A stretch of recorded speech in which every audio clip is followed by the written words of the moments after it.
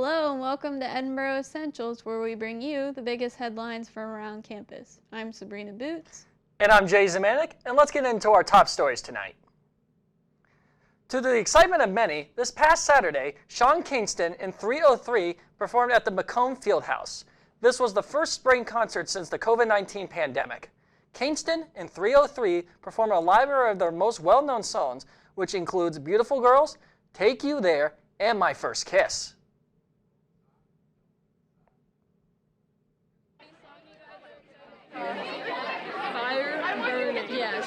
Beautiful Girls. Beautiful Girls for sure. Girl by Sean Kingston. Definitely, yeah, Beautiful Girls, 100%. Way too beautiful girl. And then at 17, you released Beautiful Girls. Did you expect that song, along with many others, to take off the way they did? Yeah, I knew the song was special. I didn't know it was that big, but I knew it was special because it was sketchy. I feel like a lot of people could relate to it. So. What inspired you guys to start making music?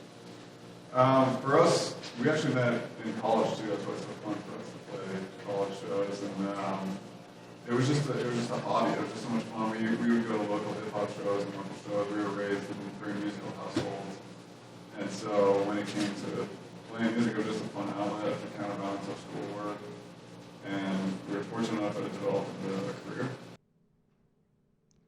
April is Autism Acceptance Month, and in honor of this special occasion, our very own Zemanek has a few words about autism and his personal experience. Thanks, Sabrina. I am very honored to cover this.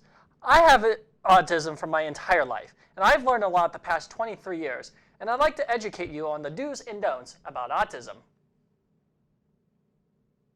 Autism is a neurodevelopmental condition of variable severity with lifelong characterized by difficulties with social interactions and communication and by restricted or repetitive patterns of thought and behavior.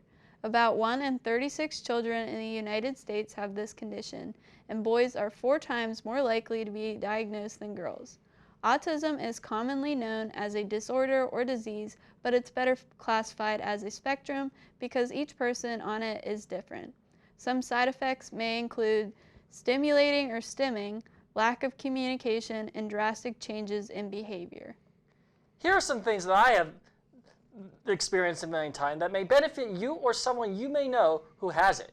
First off, do not use the known puzzle piece symbol. It usually represents the core values of someone on the autism spectrum. So most people have been shifting to the new and more acceptable rainbow infinity symbol instead. Second, never silence autistic voices. Groups such as Autism Speaks are infamous for shaming this type of behavior, so follow trusted websites or content creators who know firsthand. Third and finally, people with autism may take more time to learn something than others. Please be patient and work with them to suit their needs, and don't be afraid to ask for help. So how does autism pertain to me? I have been very fortunate for all the tools I've had so far in my life. Being a high-functioning autistic, I am able to grasp information pretty quickly, be able to function in society with little to no assistance needed, and to have some immense talent in music, TV, and radio production. I use my experience as a lesson to others on the spectrum, and I am a good influence for wherever I may go. If you have any questions about accommodations, be sure to visit the OSD offices located on the first floor of the Crawford Center. Thank you for hearing my story, and happy Autism Acceptance Month.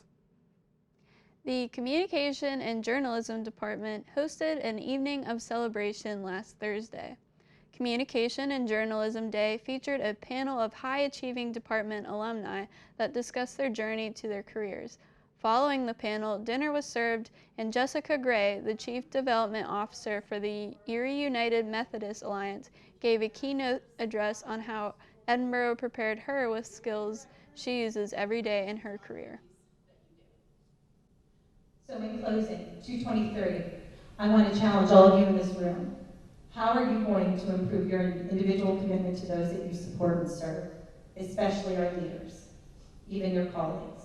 I want you to think about the type of leader you want to become. And my favorite quote, as of why this is on my car, always leave things better than you found them. Edinboro faculty, on behalf of all of us, thank you for making the next generation brighter and better. Thank you.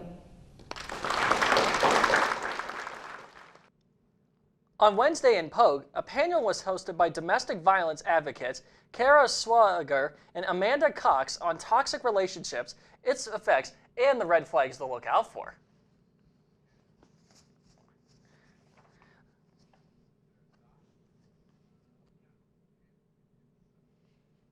And that's the key to knowing the person who is being abused.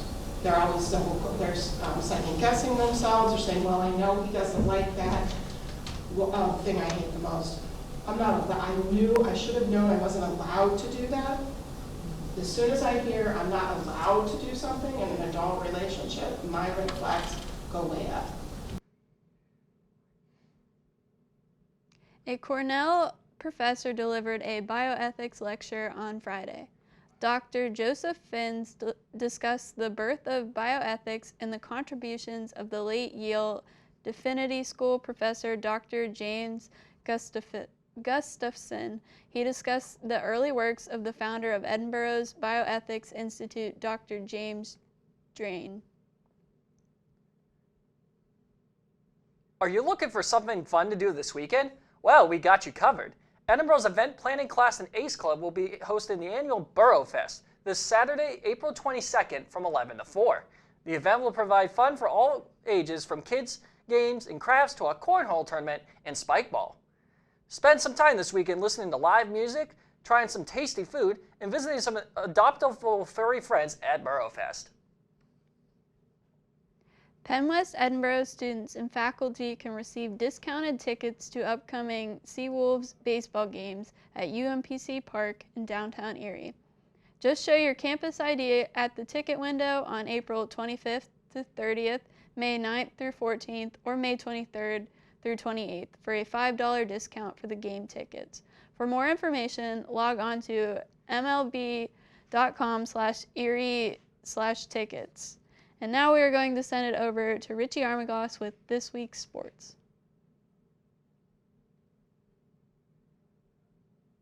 Thanks, Sabrina. The softball team went up against Gannon on Tuesday. The Lady Scots lost the first game against the Golden Knights 8-3. Despite Stephanie Crick pulling her fourth home run of the season, they lost the second game 12-3. The Scots will return to action today when they travel to Mercyhurst. Then on Friday, the Lady Scots went up against UPJ. In the opener, starting pitcher Macy Sral was perfect through 4 innings before Tori Radvin doubled with 1 out in the 5th. The Scots won the first game against the Griffins 2-0. Then they lost a tough second game 6-5. Then on Saturday, the Lady Scots went against Clarion. In the opener, Antonia Schaefer led off the game with an infield single. She moved to second with a stolen base before stealing third. Cheyenne Sugart brought her home with a sacrifice fly to give the Scots a 1-0 win. Then they lost the second game 4-2. The Scots will be back in action on Tuesday when they host IUP. The women's lacrosse team went up against IUP on Wednesday at Sox Harrison Stadium. Edinboro had 9 shots with 6 on target. Despite this, the Lady Scots lost 12-2. The Scots will return to the field on Tuesday when they go up against Mercyhurst. That's all for this week. For more details and updates for sports, go to GoFightingScots.com. Spring has officially sprung in Edinboro. With the semester coming to a close, the tensions can be high. Luckily, Dairy Supreme has reopened for the season. So go enjoy some ice cream and good food with friends.